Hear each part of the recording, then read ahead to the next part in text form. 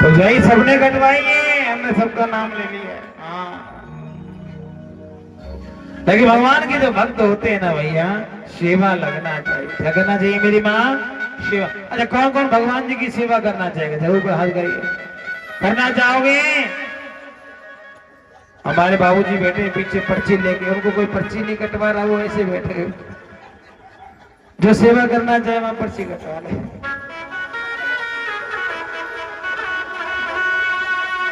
क्या भाई, सेवा ही तो करनी है। अरे क्या दिक्कत आ रही है? पर्ची तो कटवा ले, 5 रुपया की कटवा लीजिए। कहाँ है रे? सुखदेव जी महाराज, महाराज क्या हुआ? भगवान की कथा श्रवण करी। जब भगवान ने देखा, श्री भगवान शिव ने, बोले बाबा कहने लगे तुमने चोरी से कथा श्रवण करी है और चोरी से कथा सुननी नहीं चाहिए। देखो मेरे भाई बहन, जीवन में याद रखिए, यदि कथा हमारे यहाँ हो रही हो तो प्यारे घर में बैठे कथा नहीं सुननी चाहिए। कल एक कह रहा था कि हमारे यहाँ तो महाराज आवाज आती है, हम तो बैठे बैठे सुन लेते हैं। अब वो महाराज बैठ करके सुनते तो चोरी हुई कि नहीं हुई? कथा भगवान की पोथी के सामने बैठ के सुनना चाहिए। उसका प्रभाव अलग होता है, उसका भाव अलग होता है, और जब वो जीवन में उतरती है तो प्यारे उसका जीवन आनंद में हो जाता है।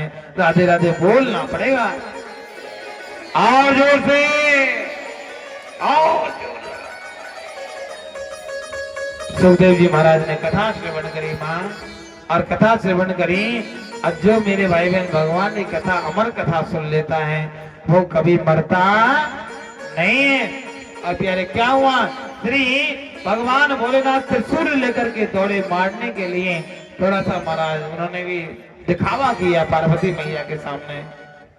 आगे आगे सुखदेव, पीछे पीछे भोलेनाथ जा रहे हैं। भोलेनाथ कहे तुमको छोड़ेंगे नहीं, मारेंगे महाराज। लेकिन बाबा से कहा कि बाबा हम भी आपके सामने आने वाले नहीं है, आप कितनी भी ताकत लगा लो हम हाथ में नहीं आएंगे। महाराज शरीर छोड़ दिया सुखदेव जी ने, आत्म रूप से दौड़ पड़े। नीचे बद्रिका आश्रम था, और बद्रिका आश्रम में व्यास जी की जो धर्मपत्नी थी, क्या नाम है जरा बताओ? अच्छा, ऐसा कोई व्यक्ति है कि जो बता सके कि व्यास जी की धर्मपत्नी का नाम क्या था?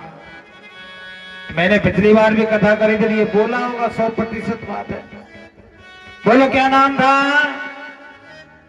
है जी बाबूजी, जानते हो? जानते हो क्या नाम था?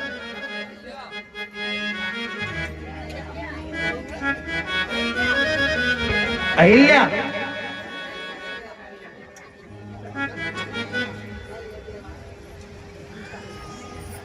व्यास जी की धर्मपत्नी का नाम था बिटिका देवी। क्या नाम था? बिटिका देवी। क्या नाम था मेरी माँ? बिटिका देवी। और बिटिका देवी के महाराज अवस्था से चौथे दिन का समय था, उन्होंने केस सुखा रही थी और माथा धो के केस सुखा रही थी। और महाराज क्या, इधर से बिटिका देवी केस सुखा रही थी, उनको जमाई आ गई। और जैसे ही जमाई आई, सुखदेव जी ने देखा कि महाराज ऐसा मंदिर बार बार नहीं मिलता। उन्होंने क्या किया? उनका जमाई लेना हुआ, और आत्म रूप से सुखदेव जी माता के गर्भ में चले गए। और बाबा से कहने लगे बाबा अब बता कैसे मारेगो? बाबा कह रहे बाहर तो आवेगो। अरे 9 महीने में तो बाहर आओगे। उसने कहा 9 महीने क्या, 9 साल में नहीं आऊंगा। 9 साल क्या महाराज, तुम बैठे रहो, जीवन भर बाहर नहीं आऊंगा, आप बैठे रहो। क्या बाहर नहीं निकलेंगे? जब महाराज जीवन भर आप बैठे रहना। और प्यारे बाबा बैठ गए। सुखदेव जी महाराज माता जी के, महाराज क्या हुआ, माता जी के गर्भ को ही मंदिर बना लिया। गर्भ से बड़ा दुख कहीं नहीं होता, उल्टा लटका रहता है इंसान। माता जी थोड़ा चटपटा खा लेती है तो मिर्ची ऐसी लगती है कि मरता नहीं है, सब काम हो जाता है। आपका हाथ कटाओ, उसमें थोड़ा मिर्च डाल के देखना, मालूम पड़ेगा। और आजकल की तो माताएं कितनी अच्छी है महाराज। डॉक्टर कहता है बेड रेस्ट है, रेस्ट बेड है तुम्हारा, ध्यान रखना, उतरना नहीं। ए सासू माँ सेवा करना, बहू की पोता आएगा। हाँ ठीक है महाराज। अब पोता के चक्कर में बेड रेस्ट चल रहा है। ए माता जी चाय ले आओ, देखो डॉक्टर ने मना किया ना, हम उतर नहीं सकते। हाँ चाय, अरे चाय के साथ कुछ पकौड़ी बना लो थोड़ी सी। अब वो खाती है, चाय पीती है गरम गरम, तो क्या होता है, बालक को अंदर मारा लगती है, त्वचा नहीं होती है, बहुत ज्यादा हमारा कष्ट सहन करना पड़ता है। इसलिए क्या सुखदेव जी महाराज कहते हैं, लेकिन भगवान का कोई भक्त हो ना, उससे कोई कष्ट नहीं होता। क्यों?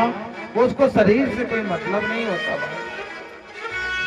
और महाराज संत महात्माओं की पत्नी सब जानती हैं, जब घर में गर्भ हो तो प्यारे कुछ ऐसा नहीं खाना चाहिए जिससे गर्भ में कोई गड़बड़ हो। हम लोग महाराज जब गर्भ रहता है तो आपने देखा वो गरम मसाला इत्यादि खाते हैं, नहीं खाना चाहिए। कोई ऐसी चीज नहीं खानी जिसमें तेजता हो, नहीं, जितना हो सके उतना नॉर्मल भोजन करना चाहिए। इससे क्या होता है, बालक जो होता है बुद्धिमान होता है। क्या होता है? बुद्धिमान पैदा होता है। और महाराज जब बालक के 5 महीने का गर्भ में हो जाए तो भगवान की कथा प्रारंभ कर देनी चाहिए घर में, चाहे 1 घंटा सुनना चाहिए, लेकिन भगवान की कथा जरूर सुननी चाहिए। क्या? क्योंकि मेरे भाई बहन, जो बालक जो होता है गर्भ में, सुनता भी है समझता भी है मेरे भाई बहन। आपको याद होगा महाभारत काल में अभिमन्यु ने माता उत्तरा के जो माता, उनकी जो माँ थी, उनके गर्भ में ही चक्रव्यूह को भेदन करना सीख लिया था। क्या करना सीखा था? जो चक्रव्यूह था, चक्रव्यूह का भेदन करना सीख लिया। और प्यारे जब बाहर आए तो मालूम पड़ा कि महाभारत में उन्होंने प्यारे चक्रव्यूह का भेदन करना तो सीख लिया। माता जी को नींद आ गई, आगे अर्जुन ने कुछ सुनाया, लेकिन वो सुन ना सकी, तो वो ही नहीं सुन सका और वो मारा गया था। अभिमन्यु की पत्नी का नाम था उत्तरा, उनके गर्भ से परीक्षित का जन्म हुआ। राधे राधे बोलना पड़ेगा, और जोर से, और जोर से, और जोर से। अभिमन्यु की माता जी का नाम क्या था भैया? सुभद्रा। अब कुछ तो जानकारी है भैया, मानना पड़ेगा। लेकिन मेरे भाई बहन, जो गर्भ होता है ना, वो बहुत बड़ा अच्छा मंदिर भी बन सकता है। कब? जब उसमें कोई भक्त हो। अब महाराज व्यास जी की जो पत्नी है, उसके गर्भ में मंत्रों की आवाज आती है। 1 साल निकल गया, 2 साल निकल गए, 3 हो गए, पूरा 10 साल निकल गया। बेटिका देवी कहती है, महाराज जी ये बालक तो हुआ, लेकिन 10 साल हो गए। किसी का बालक 9 महीने में होता है, किसी का हो जाए तो 10 महीने में हो जाए, किसी का 2 साल में हो जाए। भाई अलग अलग योनियों में अलग अलग बच्चों का गर्भ होता है। जैसे कि हाथी का बालक शायद 2 साल में होता है मेरे को, ऐसे ही मेरे भाई बहन क्या होता है, अलग अलग योनियां होती हैं। लेकिन हमारे यहाँ मानव जीवन में इतना कुछ तो गड़बड़ है। तो कहा भैया बाहर आओगे, अंदर से आवाज आ गई, कहा कि बाबा मैं बाहर नहीं आऊंगा। क्यों? ये विष्णु की माया मुझे घेर लेगी और सामने ये बाबा बैठा, ये मुझे मार देगा, इसलिए मैं बाहर आने वाला नहीं हूं। महाराज बाबा को प्रणाम किया, भोलेनाथ आप हमारे घर से चले जाइए। क्या? जब तक आप नहीं जाओगे हमारे बालक नहीं आएगा, और बालक नहीं आएगा तो हमारे आगे जीवन है। हमने सोचा है कि बेटा बेटी का चेहरा देख करके जाना है। बाबा ने कहा हम तो मारने के लिए बैठे हैं। उसने कहा बाबा माफ करो ना, एक बालक है। बाबा ने कहा ठीक है, हम आशीर्वाद देते हैं, तुम्हारा बेटा तपस्वी, मनस्वी, यशस्वी, तेजस्वी, अनेक अनेक विभूतियों से विभूषित रहेगा। और महाराज वहां से वो चले गए। इधर प्यारे व्यास जी महाराज ने जन्म लिया, उससे पहले सुखदेव जी ने जन्म लिया, उससे पहले मेरे भाई बहन भगवान विष्णु ने भी आके बोल दिया कि मेरी माया तुमको नहीं सताएगी। जैसे जन्म हुआ सुखदेव जी महाराज का, जैसे ही जन्म हुआ, जन्म होते न तो माँ को माँ कहा, न पिताजी को पिताजी कहा, ना माँ को माँ बोला, ना पिताजी को पिताजी बोला। तुरंत महाराज उठे और उठ करके निकल गए। अब आप कहोगे नन्हा सा बालक चलना भी सीख गया क्या? समय का प्रभाव, भक्ति का प्रभाव, मंत्रों का प्रभाव कि बालक के जो शरीर की जो संरचना थी वो बालक के जैसे ही थी। जब वो प्रकट हुए, क्या हुए? जब वो प्रकट हुए बालक के जैसे थे और जैसे ही माना धराधाम पर पधारे उनका शरीर मानो जैसे 12 साल के थे 12 साल का हो गया। अब तो प्यारे वो चलने लगे आगे आगे, सुखदेव जी पीछे पीछे। व्यास जी बेटा देखो ना, व्यास जी जा रहे हैं, आवाज लगा रहे हैं। सुखदेव जी ने देखा कि इनको यदि पिताजी बोल दिया तो उनको माताजी बोलना पड़ेगा।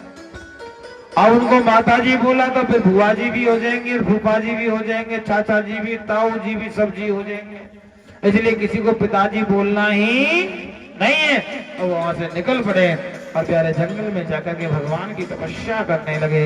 राधे राधे आपको बोलना पड़ेगा मेरे भैया,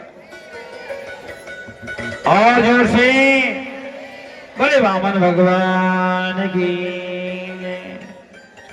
क्या कि मेरे भाई बहन सुखदेव जी महाराज वहां से निकले हैं और निकल करके महाराज जंगलों में जाकर भगवान की तपस्या करने लगे। और प्यारे एक दिन जब भगवान श्री ठाकुर जी के परम लाडले वैष्णव भक्त श्री परीक्षित जी महाराज को श्राप लगा, क्या लगा? श्राप लगा। तो मेरे भाई बहन क्या हुआ? श्री सुखदेव जी महाराज ने जाकर के उनको भगवान की श्रीमद् भागवत कथा का, महापुराण का पाठ सुनाया और परीक्षित को भी अमर बना दिया। राधे राधे बोलना पड़ेगा मेरी मां। ये जो परीक्षित है ना, ये परीक्षित है, ये भगवान का वैष्णव भक्त है।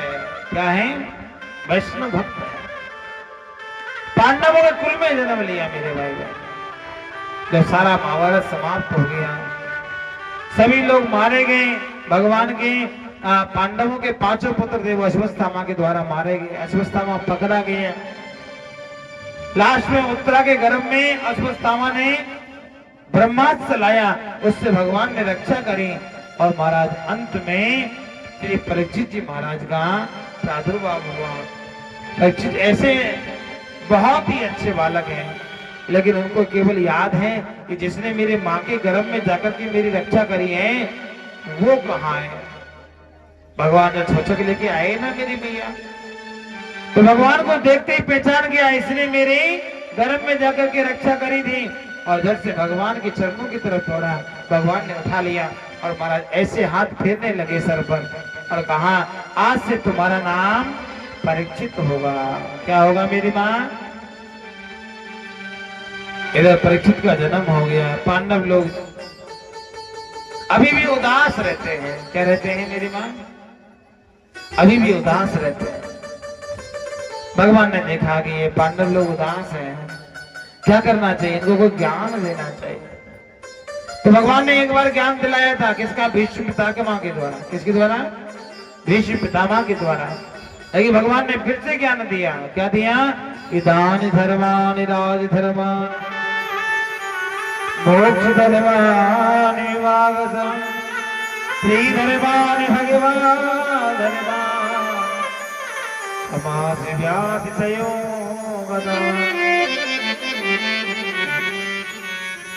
भगवान कहते हैं राजन, आपको इतना दुखी नहीं होना चाहिए। क्या नहीं होना चाहिए?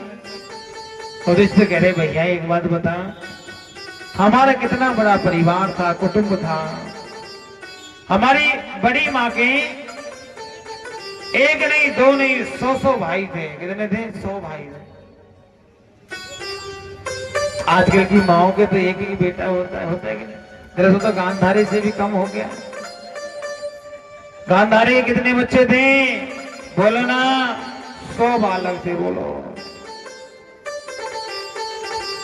आप कहोगे कि महाराज हमारे तो जीवन भी 100 साल का नहीं है, बालक 100 साल के कैसे है? भाई बालक 100 कैसे हो सकते हैं? पहले मेरे भाई बहन मानते हैं कि प्यारे उस समय का जीवन 1000 साल का हुआ करता था। कितने साल का? 1000 साल का जीवन हुआ करता था। क्या? पांडवों के समय में कितने साल की जिंदगी? 1000 साल। हमारे नंद बाबू कितने जिए थे? गोपाल जी मालूम है? कई लोग बताते हैं कि 600 साल के आसपास नंद बाबा का जन्म हुआ। कितना? अब जरा बताइए, जो 600 साल जीते, और वो भी महाराज पहले होता था स्वेच्छा से शरीर त्यागते थे, ऐसे नहीं आजकल का इंसान ना मरे तो महाराज जिंदा ही अमर रहना चाहेगा, वो कहता मरना ही नहीं है। पहले अपने आप जीवन त्याग दिया कर। आज भी होता है ये सब काम। क्या? तो जैनी महात्मा होते हैं, जैन मुनि संत होते हैं, वो लोग क्या करते हैं? हाँ जी, वो लोग आज भी वो देखते हैं कि हमारी बढ़िया घड़ी आ रही है और महाराज हमें अब मरने के लिए तैयारी करनी चाहिए। क्या करते हैं? 3 महीने पहले भोजन त्याग देते हैं, स्वस्थ रहते हैं, कोई कमी नहीं होती, लेकिन मरना खुद तय करते हैं। बोलिए ना। आजकल मेरे भाई मैंने देखा है, यदि विवाह करना है तो क्या करते हैं? बोलो, मुहूर्त निकलता है क्या? विवाह करते हैं तो मुहूर्त निकलता है कि नहीं निकलता?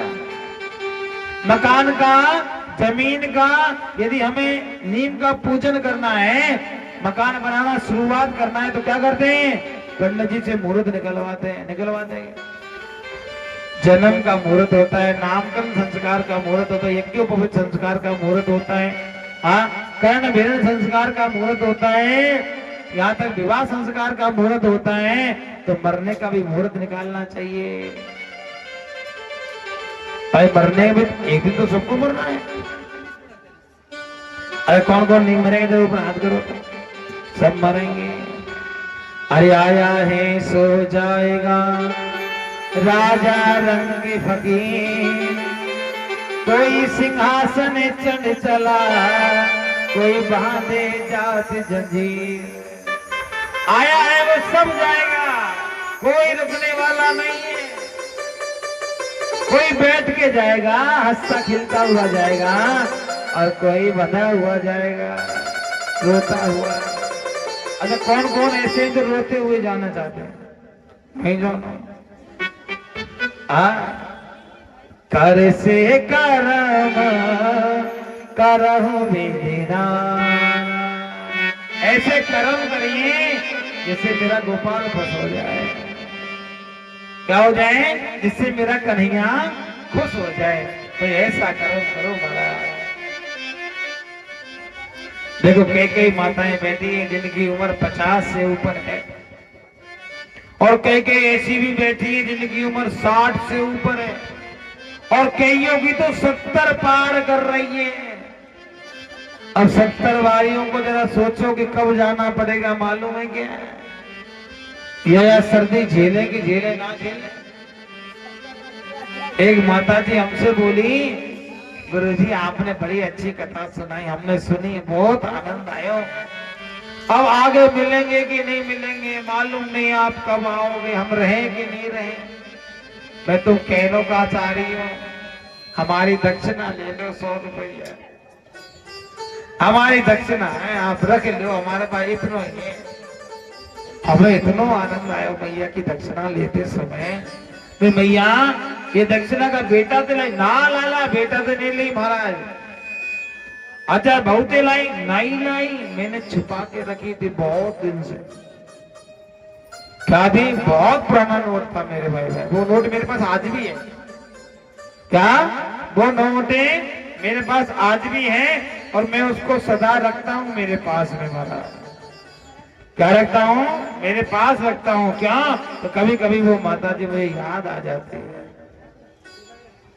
बहुत पुराना नोट था मेरे भाई बहन, ऐसे नोट था। तो ऐसा ये पुराना चलता था ना उस समय, ऐसा नोट था। याद है? इतना लंबा होता था, लगभग 1970 के आसपास का। वो माता जी का आज भी वो दक्षिणा रखी है महाराज मेरे पास में। मैं ऐसी कई दक्षिणा संजो के रखता हूँ जो मुझे कई माताएं देती हैं, और जब उनका भाव होता है ना, वो भाव इतना बलवती होता है, इतना अच्छा लगता है कि उनकी दी हुई दक्षिणा जो होती है महाराज, जब जब वो दिखते तब तब वो याद आती है। क्या होता है? तब तब वो याद आती है। राधे राधे बोलना पड़ेगा और जोर से। अच्छा जिनकी 70 हो गई है वो ध्यान रखिए अगले साल के लिए। बढ़िया से रहियो मेरी अम्मा। ओढ़ भीड़ के रही है। दिसंबर और जनवरी 2 ही महीना खतरनाक है।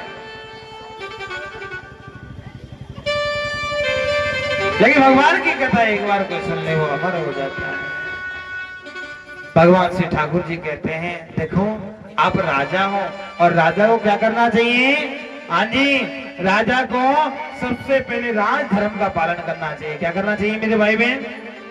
राज धर्म का पालन करना चाहिए। जैसे कि आपके यहाँ का कोई मुखिया है, कौन है बताओ तो? आपके इलाके का मुखिया कौन है? बोलिए ना, कौन है? आपके यहाँ का मुखिया भी तो होगा ना, कई लोग सरपंच होते हैं।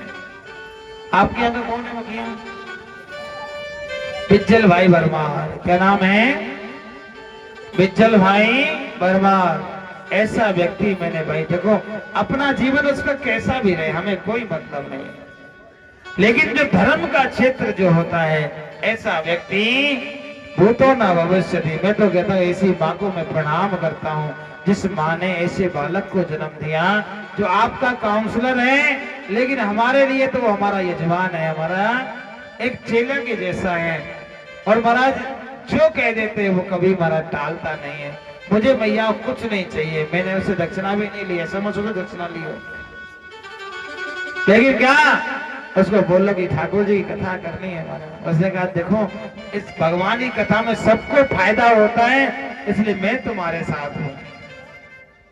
और सच्चाई तो ये है मेरी भाई बहन, क्या इस कथा को करवाने के लिए सबसे पहला कोई कार्य किया है किसी ने तो उसने किया है। क्या किया है? सबसे पहला कोई काम किया है तो उसने किया है मेरे भाई बहन। एक बार जोरदार उस व्यक्ति के लिए ताली हो जाए। वो वाकई है कि है नहीं यहाँ पे, वो आया भी नहीं है, जरा सोचिए महाराज, आया नहीं है फिर भी साथ रहता है। क्या कहता है? महाराज चिंता क्या को करते, फोन तो है ना, कोई कष्ट हो तो बोल दो, कोई आपको लगे आपको कुछ समस्या आवे तो खट से बोल, कोई टेंशन नहीं। मुझे आज भी याद है महाराज, कब से पूरा हमारी कथा कब पूरी हुई है? 25 से हुई थी। 25 तारीख के दिन मेरे भाई बहन कथा प्रारंभ हुई, लेकिन प्यारे 25 तारीख से पहले और कई सुविधाएं जुटानी होती हैं, जैसे टेंट लगाना है और कई समस्याएं होती हैं। टेंट लगवाने का काम हमारे बिजल भाई ने किया, यदि वो नहीं होते तो शायद टेंट नहीं लगता। महाराज यहाँ पर गाड़ी खड़ी, हमारे हम उधर थे दूर कहीं थोड़े पास में, फोन किया कि गाड़ी खड़ी है। मैंने की भाई गाड़ी खड़ी है तो गाड़ी को उल्टा कर दो। नहीं गाड़ी उल्टी नहीं होगी महाराज। क्यों नहीं होगी? ये कथा करने से पहले टैक्स देना पड़ेगा। क्या करना पड़ेगा? कथा करने से पहले टैक्स देना पड़ेगा। अब मैंने की भैया टैक्स के तो हवलदार हमारे बिजल भाई हैं, उनको फोन करना चाहिए। तो मैंने उनको फोन किया महाराज, और फोन किया तो उन्होंने आकर के यहाँ बातचीत किया। अब जरा सोचिए, एक भगवान की कथा करने के लिए यदि पैसा देना पड़े तो जरा सोचिए शुरुआत हुई कि नहीं हुई। पिछले साल मैंने क्या कहा था कि 5 साल बाद कथा होना बंद हो जाएगी, शुरुआत हो चुकी है। यदि महाराज वो व्यक्ति नहीं होता तो यहाँ कथा भी नहीं होती, और कथा नहीं होती तो इतने लोगों को कैसे महाराज लाभ मिल पाता, जरा बताओ। अच्छा मैं आपसे पूछना चाहता हूँ, कथा होने से फायदा होता है कि नुकसान? बोलो ना, फायदा होता है कि नुकसान? फायदा होता है ना, तो कथा होती रहनी चाहिए। मैं तो कहता हूँ भगवान की कथा साल 2 साल में अपने यहाँ करवाते रहने चाहिए। जरा सोचिए, एक कथा करवाने के लिए लगभग 3 से 4 लाख रुपए लगता है। क्या लगता है? 3 से 4 लाख रुपया लगता है। अभी आपने देखा होगा एक बहन हमारी आ रही थी बरसाने से, क्या नाम था उस बहन का? कथा करने आ रही थी यहाँ पे, मोनिका, मुरलिका बहन यहाँ कथा करने आ रही थी। लगभग 2.5 से 3 लाख रुपए इकट्ठा हो गया था, लेकिन फिर भी कथा नहीं हो पाई। क्यों नहीं हो पाई? क्योंकि पहले खर्चा इतना होता है भगवान की कथा कराने का। क्या? अभी कथा करना बहुत मुश्किल काम है, लेकिन फिर भी आपके 500 रुपए में, आपके 1100 रुपए में भगवान की कथा आपको मिल रही है, तो ये लाभ मेरे भाई बहन छोड़ना नहीं चाहिए, ये फायदा ही है। कि आपको 500, मैं कहता हूँ 500 भी मत दीजिए ठाकुर के लिए, आप 500 भी मत दीजिए, लेकिन भगवान ने कथा श्रवण करी है। क्या? जिसके घट में मेरा गोपाल बैठेगा वो दान करेगा, और नहीं बैठेगा तो वो कथा सुनेगा, और कथा सुन के सबका लाभ होता है, किसी एक का नहीं होता। और मेरी माताओं, मैं तो आपसे कह के जाता हूँ, आप लोगों से छोटा छोटा सहयोग लेके मैंने एक छोटा सा नन्हा सा घर बनाया है गांव धोरेरा वृंदावन के पास, और उसमें मैं आपको कह रहा हूं कि आप जब आओ तब कथा करो, करवाओ। क्या? कभी कोई शुल्क नहीं, रहने का शुल्क नहीं, खाने का कोई शुल्क नहीं है। भगवान की कथा का तो बहुत बड़ा शुल्क होता है। इसलिए माताओं, मैं आपसे एक बात कहूंगा, अपने आप को भगवान से जोड़े रखो। एक बार हमारे बिज्जल भाई के लिए जोरदार ताली बजाएं, जिन्होंने इतना सुंदर काम में हमारा बहुत हेल्प किया है। ऐसा व्यक्ति ना भूतो ना भविष्य थी। कोई लोग कहते हैं कि महाराज कोई व्यक्ति कैसा होता है, कोई कैसा होता है, लेकिन इंसान बहुत अच्छा है। और परमात्मा, मैं तुमको एमएलए कहना शुरू कर दिया अभी। क्या? अच्छा व्यक्ति हो तो महाराज बड़ा होना चाहिए कि नहीं चाहिए प्यारे? मैं तो कहता हूँ परमात्मा उनको अगला एमएलए बनाए, काउंसलर से एमएलए बनाए, तो काउंसलर के बाद एमएलए होता है। राधे राधे बोलना पड़ेगा, और जोर से, और जोर से। ठाकुर जी महाराज, भगवान के भक्त बनने में जो आनंद है मेरी माताओं, अब जरा सोचिए, ठाकुर जी के भक्त बनकर के व्यक्ति को क्या नहीं मिलता, सब कुछ मिलता है। हमारे मोदी जी को देखिए ना, क्या नहीं, कहां शुरुआत थी और कहां से कहां पहुंचे, लेकिन भगवान की भक्ति छोड़ी क्या? लोगों ने महाराज कितने उनको उलाहना दिए, अरे देखो कितना ढोंगी है, वहां गुफाओं में बैठा है, वोटिंग यहाँ हो रही है, गुफाओं में बैठ के भजन कर रहा है। क्या कहते हैं कि हमने अपना कर्म कर दिया, फल देना भगवान के हाथ है, इसलिए अपना भगवान के पास चलना चाहिए। ऐसे ही इंसान को होना चाहिए। अच्छे अच्छे कर्म करो मेरे भाई बहन। मैं आपकी भी बढ़ाई करूंगा कब? जब आप अच्छे काम करोगे। और जब कोई बुरा काम करता है, वो कोई भी क्यों ना हो, बढ़ाई का पात्र नहीं होता है। राधे राधे बोलना पड़ेगा, और जोर से। और मैया देखो, हमको कोई दिक्कत नहीं, हम लोग तो 750 किलोमीटर से आपके यहाँ आते हैं। हमारा वृंदावन कितनी दूर है मालूम? 750 किलोमीटर है। 750 किलोमीटर से भगवान की कथा सुनाने आपको यहाँ आते हैं। जरा सोचिए, क्या सोच करके आते होंगे। हमें कुछ नहीं चाहिए, ना धन चाहिए, ना तुम्हारी दौलत चाहिए, ना तुम्हारा घर मकान दुकान चाहिए, केवल ना केवल तुम्हारा प्यार चाहिए। और यदि ये भी नहीं दे सकते तो महाराज कोई बात नहीं, अब की कथा लास्ट है, अगली कथा कहीं और ठाकुर करवाएगा। अच्छा, कौन कौन चाहता है कि अगले साल से भी यहाँ कथा होती रहे? चाहती हूँ तो महाराज अपने गुल्लक में 5-5 रुपया डालना शुरू किया करो। क्या किया करो? ठाकुर जी के लिए 5-5 रुपया आप शुरू किया, और मेरे भाई बहन जगह तो कहीं भी मिल जाएगी। क्या हो जाएगा? ठाकुर के लिए जगह कहीं भी मिल जाएगी। आपका 5 रुपए से कथा हो जाएगी, और भाई बहन आपके 5 रुपए से 5000 लोगों को लाभ मिलेगा। क्या मिलेगा? 5000 लोगों को लाभ मिल जाएगा, केवल 5 रुपया से। केवल 5 रुपए इकट्ठा करो बस। साल का मेरे भाई बहन बहुत हो जाता है। हम लोग अन्यत्र इधर उधर डाल के आते हैं, कभी डॉक्टर के यहाँ, कभी किसी के यहाँ, कभी किसी के यहाँ, कभी इधर उधर। इसके बजाय कन्हैया के लिए गुल्लक बना लो और उसमें डालो। और मैं ये नहीं कहता कि हमारे कभी नहीं, कोई भी कथा हो साल में एक बार जरूर करवाइए, कोई भी व्यास नहीं बिठाइए और भगवान की कथा करवाओ। राधे राधे बोलना।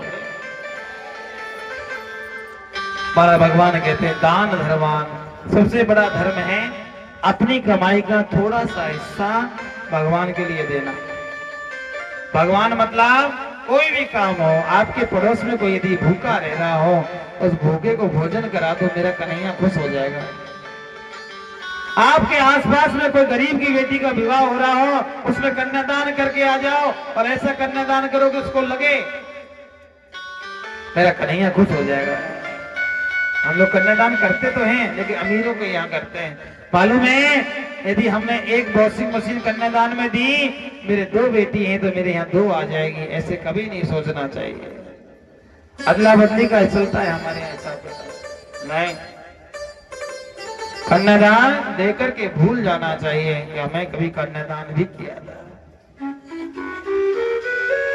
मेरे भाई बहन, मेरा कन्हैया खुश हो जाता है जब कोई आपके यहाँ आता हो या छठ, और वो महाराज चाहे आपके पास एक चवन्नी हो, चाहे आपके घर में एक लड्डू हो, चाहे आपके यहाँ एक चपाती रखी हो, आप उसे भोजन करा दो, आप उसे कुछ उसके हिसाब से दे दो, वो खुश हो जाता है।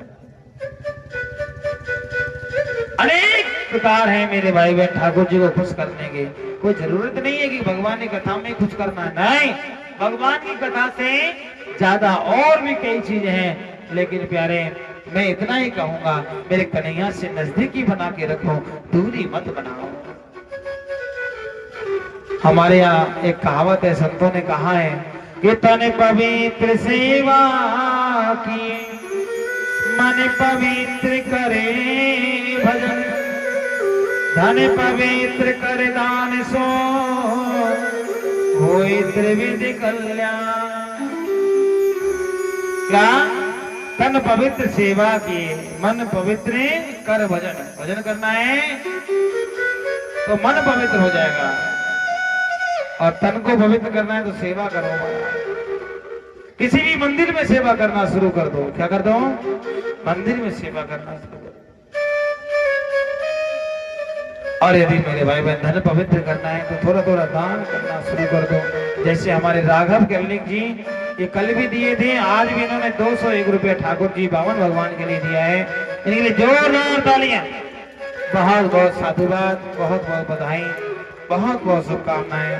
ठाकुर जी आपको खूब आगे बढ़ाएं।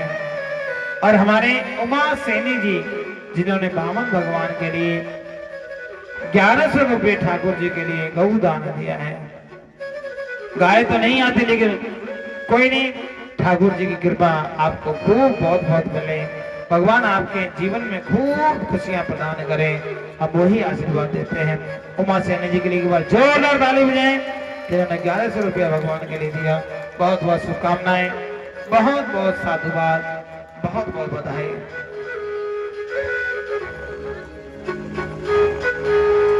हमारे विनय बहन जी हैं, सिसोदिया हैं, इनके लिए भी बहुत बहुत साधुवाद। एक बार जोरदार ताली बजाएं इनके लिए भी।